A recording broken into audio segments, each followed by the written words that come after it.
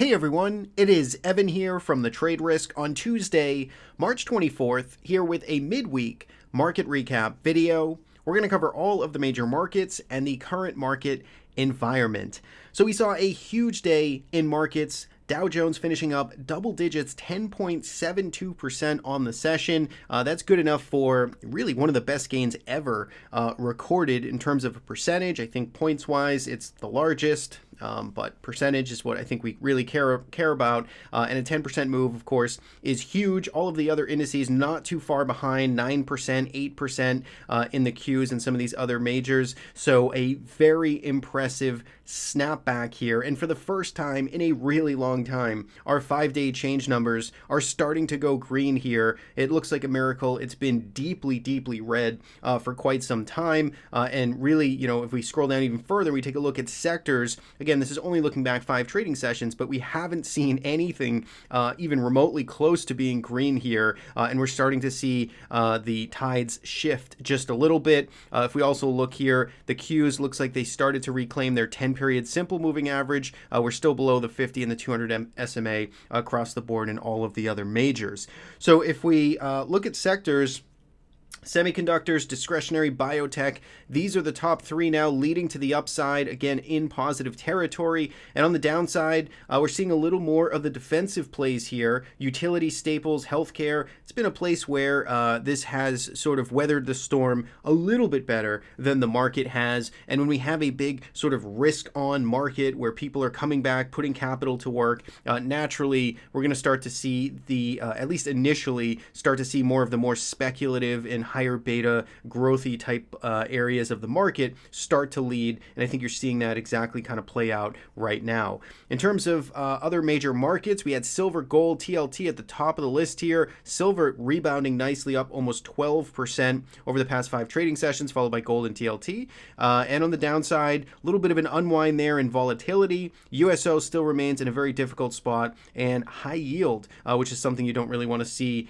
continue to stay in the underperforming list, but you can see down here, down 6.5%. So with that, let's jump into the charts here of the S&P 500. This is where we like to start our analysis. We're looking at the cash settled market. We always like to start with a weekly time frame just to get the big picture perspective in our framework and mapped out in front of us. So each candle here represents 1 week worth of trading. Now, if we look here at this week's session, of course, this is looking like a pretty nice looking reversal. Of course, it is only Tuesday, so there's plenty of days left. There's 3 more sessions we have to get through to get this continuing to act good. So in other words, to keep these gains into the weekly close. That's going to be key here. But so far, as it stands, you can see we undercut, we briefly sold off, extended the losses down here early in the week. We rebounded sharply, and now we're starting to recover and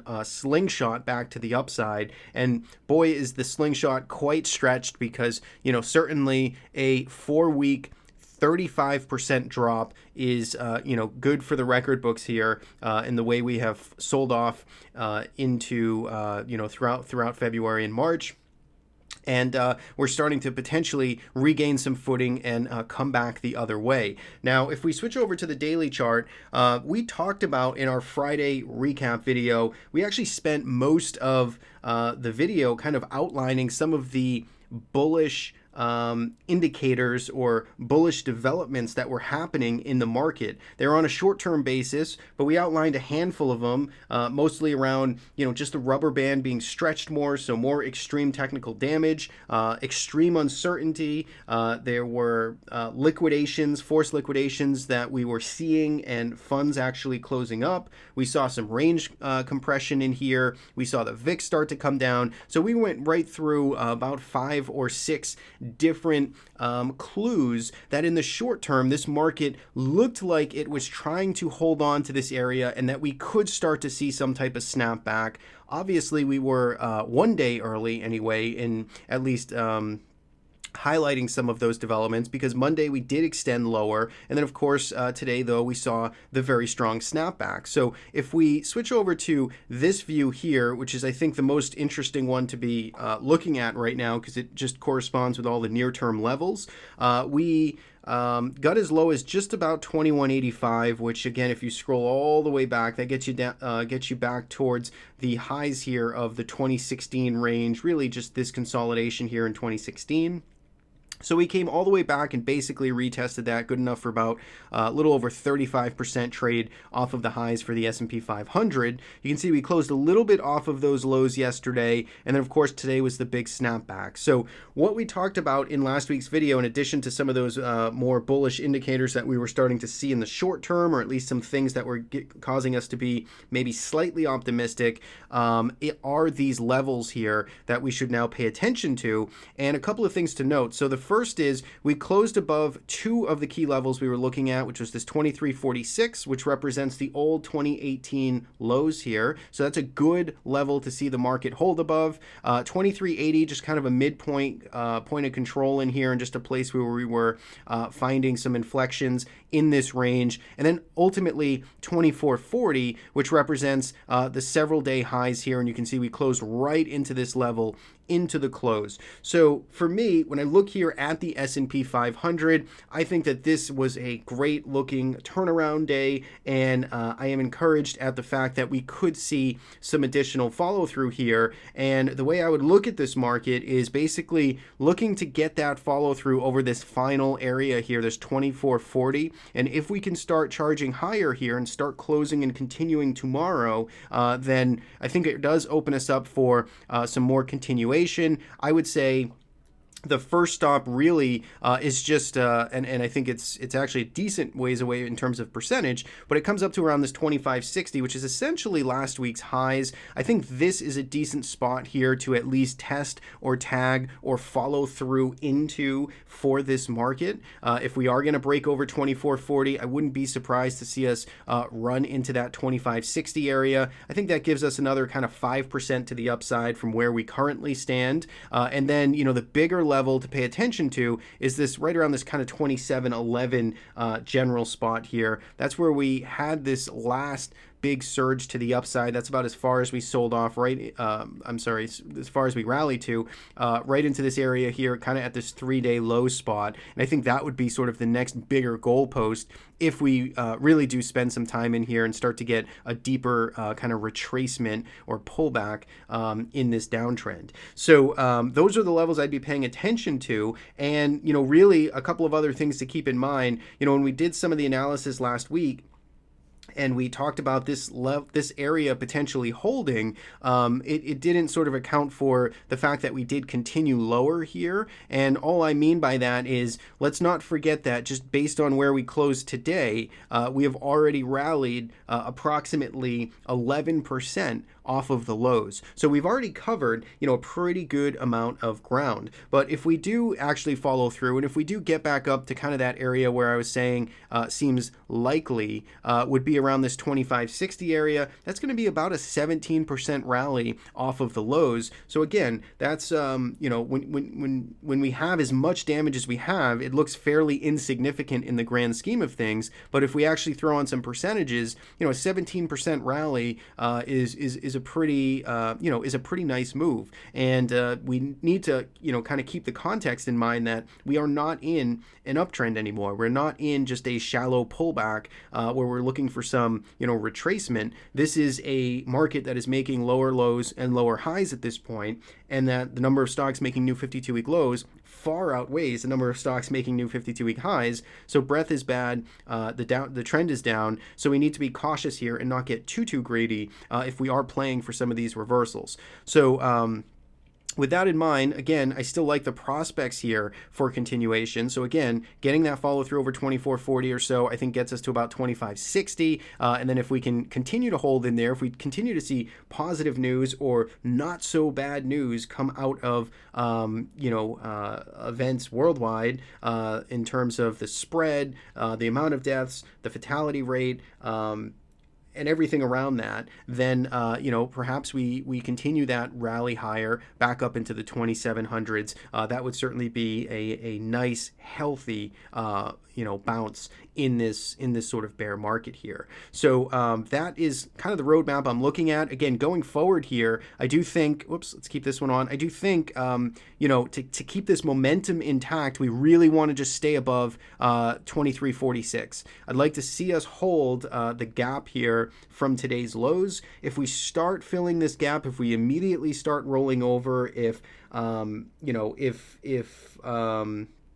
we can't get this bill through, if we can't get a vote done, if more, you know, kind of negativity or worse than expected news comes out on the coronavirus, just in general, then you know, all bets are off. If we start to roll back over and we start to lose this 23.46 zone, I think again you'd have to kind of shore up and you know, be cautious. But at least for now, it is holding. We've got some upside momentum, and for the first time, we actually have some levels to finally trade against. Right, so we're not just kind of sliding lower into the abyss.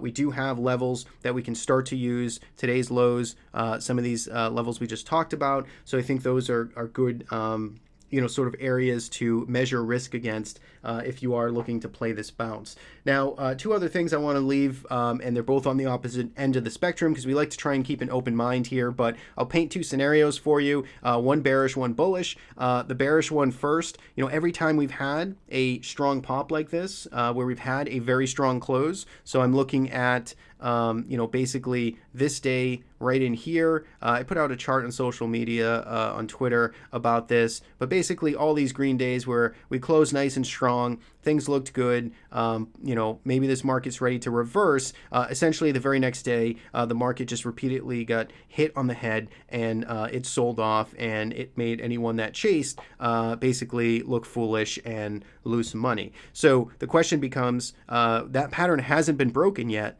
Is this the time where it breaks? Because we have this nice strong close. Are we going to get that follow through tomorrow? That is going to be the change of potential character that we need to look out for, but it hasn't happened just yet. So let's keep an open mind about that, and let's just keep that in the back of our head that we still need to get some more proof here. We need to get that continuation to show that there is commitment and some real buying to this market and not just a temporary squeeze. Now, the other sort of way we could look at this is that what if, again, painting out just the open, you know, open mind scenarios here, but what if the gap here from today ends up being sort of a gap that does not get filled, right? What if this is the reversal now that starts to launch us higher and we don't come back down and fill it? This is sort of a almost like a breakaway gap, although you wouldn't really call it that, I guess, by textbook definition. But what if this gap here stays in place and we don't come back down to fill it? I think that would be obviously the ultimate sort of bullish scenario here, something to, you know, keep an open mind about. I'm not calling for that scenario to happen. I'm not calling for either scenarios to happen, but I think both kind of paint the picture of the sort of two-way trading and kind of the bull bear sort of, you know, progression here based on how we closed on today's session. So that I think covers the majority of what I wanted to talk about here in the S&P 500. Again, it's still an extremely risky market environment. A 10% rally is certainly headline worthy, and it is very impressive, but it does not change all of the damage and all of you know, what has happened over the past month by itself. So let's keep that in mind. Let's keep, you know, risk management at our top of mind here. And again, if this is not an environment for you with a VIX that's still trading, you know, well above historical levels, then it is certainly you know, likely the best course of action is to just simply sit on the sidelines. So that's it for, I think, the S&P 500. Let's move on to the IWM and some of these other markets here. Again, I think when we look here at the Russell 2000, of course, it got hit the hardest. I actually don't even know if this is the updated percentage on the extent of the magnitude. I think it is around a 43% drop, but notice how much tighter this market is here recently. So again, this is one of the things we sort of outlined in as some of the bullish developments here for the market on our Friday's video, is just how much overlapping action we started to get here in the IWM. In other words, we didn't just totally continue to sink into the abyss. We started to move sideways, started to show some signs of perhaps two-way trading. And again, you're still seeing that now, and it's at a very critical spot, just like the S&P 500, to get follow through over this, call it 6-day high range, or 7-day high. If we can start getting above 110, 110.50 or so, I think that's going to be encouraging here for the Russell 2000 as well. Last but not least, the Nasdaq 100. Nasdaq 100 in a very similar situation here. A very busy chart now with lots of lines, but again, 30% pullback from the very highs down to the lows. You can see it's back to the upper end of its range here, so it's sitting right around 183.50. And once again, this is also at a very critical juncture here, looking for follow through. That would be the change of character that this market is starting to shift a little bit to. Again, some two-way trading, more buyers starting to come in here and sink their teeth in with a little more confidence, if we can start to get that follow through tomorrow and hold those gains into Friday. So hopefully that's helpful there on the overall outlook of the market. Let's get into some other major markets here. TLT still looking, like kind of like a mess here. I mean, obviously it's still got that uptrend here, but just all of this wide. I mean, it's just amazing. If you're to hide the instrument here, you not, ever guess that this is a bond instrument here in the way this has been trading. But here we are, again, recovering certainly well off of this big 2-day slide that we saw last week. So Wednesday, Thursday, when we saw bonds really Tuesday, Wednesday last week, when we saw bonds really get out of line, and so you see some extreme selling pressure. We've basically recovered all of that. We're back kind of up in trend, but notice, we do have some, it's looking like some technical resistance here around this 166 area. We have yet to really get a close above it. We got a series of highs that are all kind of topping up against that area. So I think that'd be the line in the sand to pay attention to. But for now, the trend is up. Still tough here. Again, it's TLT, so I don't know how many people are really looking for momentum short-term technical trades, but it's still acting as a safety haven so far, and holding up in its longer-term uptrend. If we get to gold next, gold had a nice large gap up today, 5% to the upside here, so the range extremely elevated again. We went from, really the bottom end where buyers needed to demonstrate their strength around 137. They did.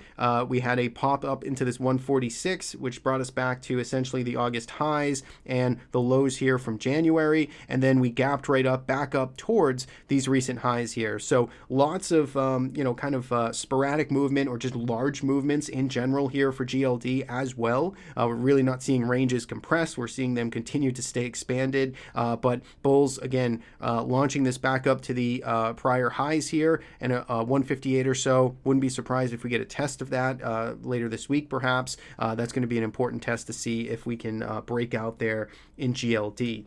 Silver here today also getting a very strong rebound, 7.96%, very large day for silver. This one here maybe a little more justified, just in the sense that it totally got taken out back, and really sold off pretty hard over the past couple of weeks with this 33% slide in, basically 8 trading days, which is a huge down move for silver. It's retracing, basically 30-40% of that move right now. It's coming back into those prior very significant multi-year lows for silver down here around, or up, I guess, around 13 and a quarter.